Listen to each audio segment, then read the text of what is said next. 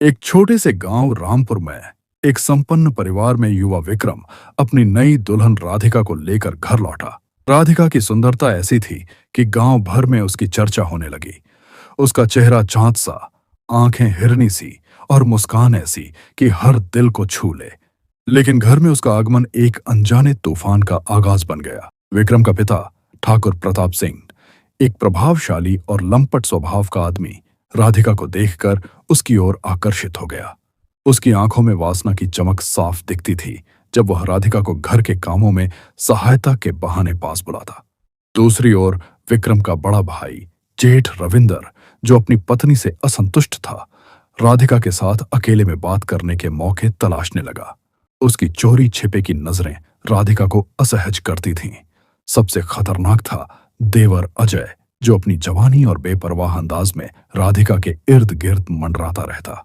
वह रात के अंधेरे में राधिका के कमरे के पास चुपके से देखता, जैसे कोई शिकारी अपने शिकार का पीछा करता हो। राधिका को धीरे धीरे इस घर के पुरुषों की नीयत का एहसास होने लगा और वह डर के साए में जीने लगी।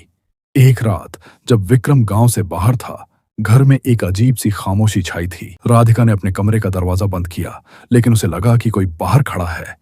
अचानक एक छाया खिड़की पर दिखी और फिर दरवाजे पर हल्की सी खटखट हुई।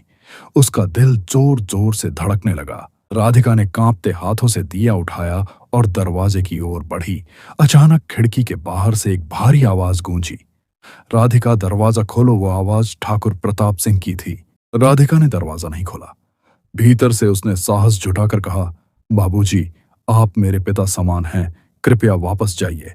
ठाकुर के होंठों पर एक डरावनी मुस्कान उभरी और कहा, राधिका, इस घर में तेरी सुंदरता को छुपाने के लिए कोई दीवार काफी नहीं।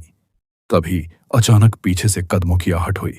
वह रविंदर था। उसने ठाकुर को समझाने की बजाय उल्टा कहा, बाबूजी, हम सब जानते हैं कि भाभी कितनी सुंदर है, क्यों ना सच का सामना किया जाए। राधिका का खून सूखने लगा।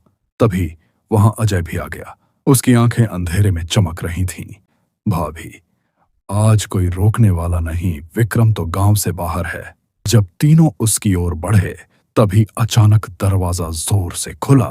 वहां विक्रम खड़ा था। उसके चेहरे पर गुस्से की आंधी थी। वह असल में गांव का काम जल्दी निपटाकर लौट आया था और घर आते ही उसे सारा मंजर साफ दिख गया। विक्रम ने गरजते हुए कहा, शर्म नहीं आती तुम्हें? एक औरत जो इस घर की बहू है, उस पर इस तरह की नीयत डालते हो? पिता होकर बेटी सी बहू पर नजर डालते हो, भाई होकर भाई की इज्जत से खेलते हो और देवर होकर आग में घी डालते हो। तीनों के चेहरे सफेद पड़ गए। राधिका रोते हुए विक्रम के पीछे खड़ी हो गई।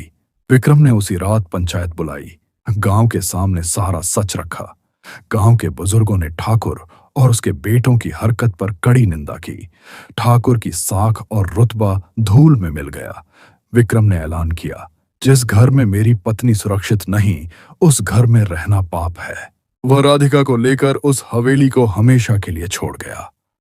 अगर आपको यह कहानी पसंद आई हो तो लाइक, शेयर और सब्सक्राइब जरूर करें।